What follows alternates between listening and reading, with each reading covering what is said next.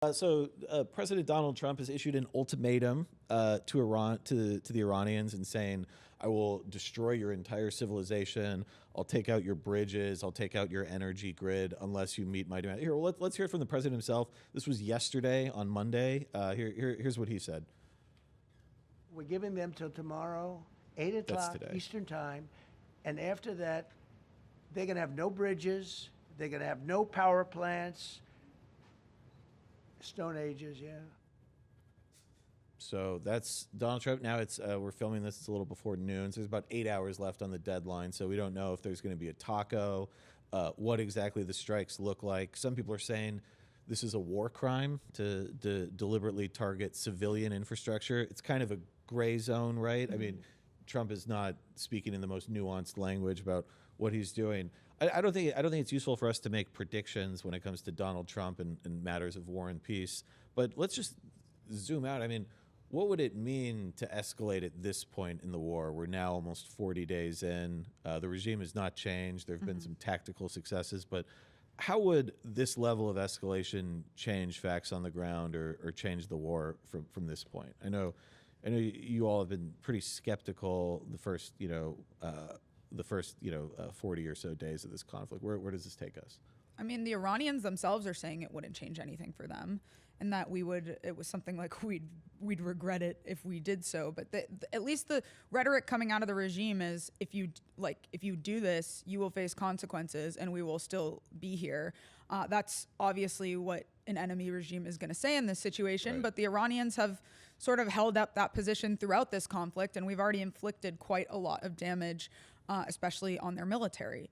So I'm not so sure. I also don't like that the president is setting up an ultimatum for a deal. My own personal opinion on this is that Trump is really good at maximum pressure. He's backed it now with military action. The Iranians know that he's willing to come in and he's willing to inflict serious damage if they're not going to do what he wants. The Iranians are not trustworthy partners in a negotiation. I don't trust them to uphold any deal that we may or may not come to. So I think the president should just at some point make the case that we've won in weakening them. We have a weakened Iran right now. Let's keep them that way. If they step out of line on any point that I lay out, then we're going to go back in and hit them hard.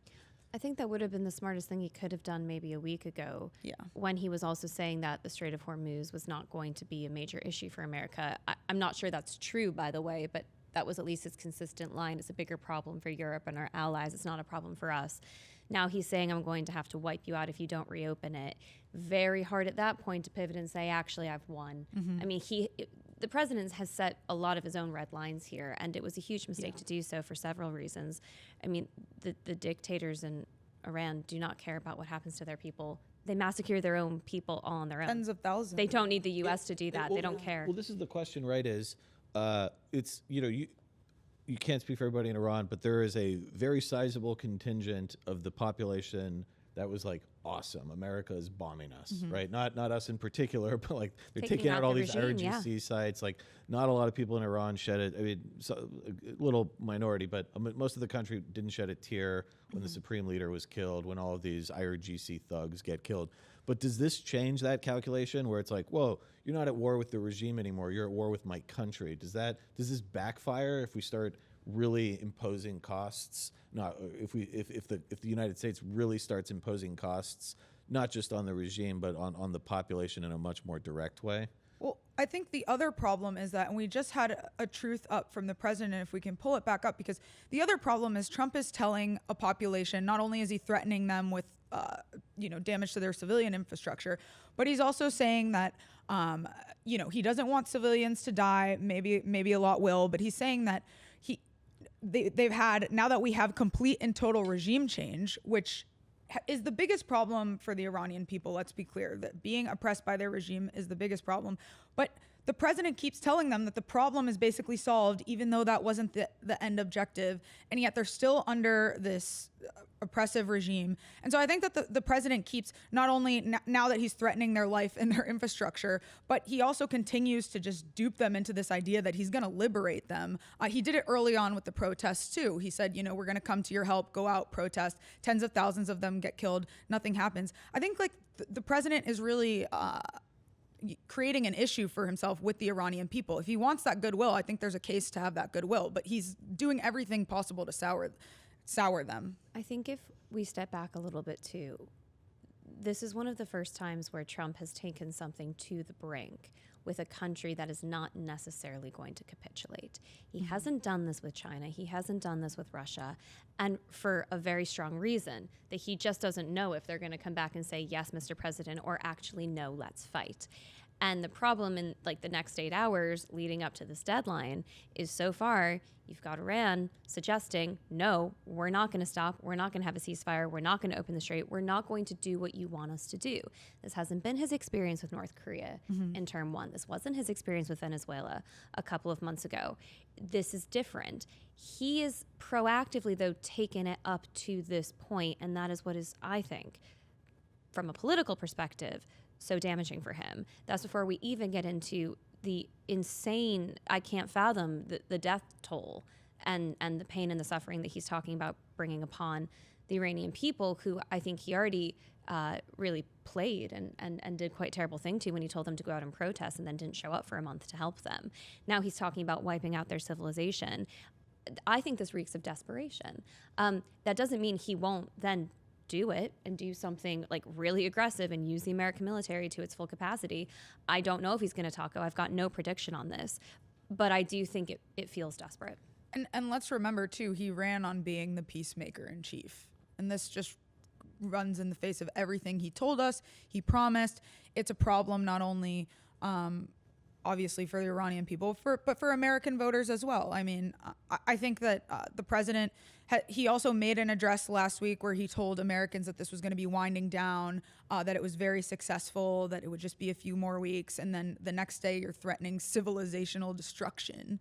That's a pretty big political issue. Civilizational destruction would be nuking Iran, right? I mean, like, you can set them back economically a long way, but I mean, this is clearly Trumpian bombast. Now, that doesn't mean that it's not to downplay how serious it would be to take out a country's electrical grid, right? I mean, what do you think that does to the Iranian economy, Dominic? Like, if we do, or if the U.S. does take out its just electricity? Well, I mean, you've got to remember, it's not like Iran had a well-functioning economy before this. Iran has had major problems. Wasn't a G7 country, was it? Yeah. Iran's had major problems going back many years. A lot of those problems are caused by their own economic mismanagement. And then on top of that, There's almost a drought that moved everyone out of Tehran, right? They're still doing that. Yeah. They're still doing that. They're moving the capital city because they can't get water to it anymore. This is because you have a regime that is motivated by crazy Islamic ideology, and is not motivated by any kind of rational economic planning or anything like that. So the idea that everything was, the Iranian people were just doing so well before, and now the evil United States is going to come in and ruin this, I don't think is right at all. We have to remember too, things that we call civilian infrastructure in Iran are often not civilian infrastructure. So the IRGC owns a lot of energy infrastructure and things like that, and so targeting that can be a legitimate military objective. And we have recent intelligence from the Israelis being reported that suggests that there is increasing dissent within the regime between the civilian elected president and the IRGC. The guys with the guns. Yes. I usually bet on those guys in these situations. Exactly. But when fostering that kind of dissent within the regime is a good thing. That's what the United States wants to see happen. It's what Israel wants to see happen. And that's what gives an opening then for some kind of uprising to hopefully take out the bad guys with the guns. I guess for me, the question. For me, the question is Iran and nukes, right? Because the countries that the U.S. doesn't mess with is Russia and China. They also have massive nuclear arsenals. There are limits to what you can do. Now, Ukraine showed you can invade Russia and you won't get nuked, so there's a little bit of emperor has no clothes. But fundamentally, North Korea still exists because it decided to take the punishment, the economic punishment, and develop a nuclear arsenal. Now they've got 50 bombs. They're not going anywhere. And my assumption would be if the Iranian regime survives intact as it was more or less before, they will pursue a bomb and they won't stop. They're done being a threshold state where they're like, oh, okay, it's actually we get benefits from coming right up to the edge, but not developing the bomb.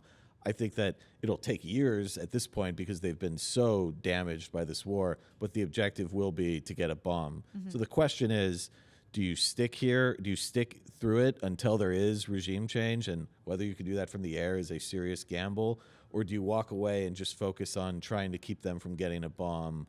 And there are no good answers at this point. And I don't know what the right one would be, frankly.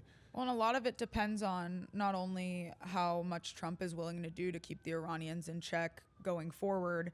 Again, I think a deal doesn't make much sense given sort of the dynamic you've laid out, especially Adam. But it's also going to depend on the next president. What's the next president going to do? Are they going to accept a weak deal like the JCPOA that gives Iran sort of a glide path to the bomb in the next couple decades?